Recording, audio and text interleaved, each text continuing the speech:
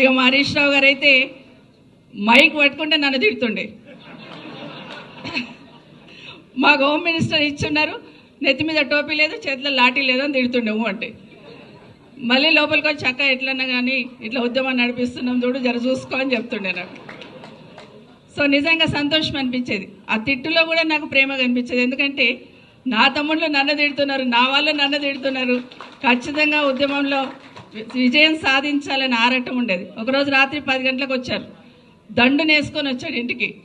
సరే వచ్చాడు కదా, లోపలికి వచ్చి కొంచెం కాఫీ తాగి లంచ్ టైం డిన్నర్ టైంకి వచ్చిన భోజనం చేయి తమ్ముడు అంటేను, లేదక్క నా భోజనం తెచ్చుకున్న గేట్ కాడ కూర్చొని తింటా ఈరోజు నా నిరసన అన్నాడు. రాత్రి 10 గంటలకు మా ఇంటి ముందు గేట్ ముందు కూర్చొని తింటానంటాడు. తింటాను ఇక్కడే కానీ కొంచెం తొక్కుంటే పంపి అక్క, కారం ఉంటే పంపి తింటాను అన్నాడు.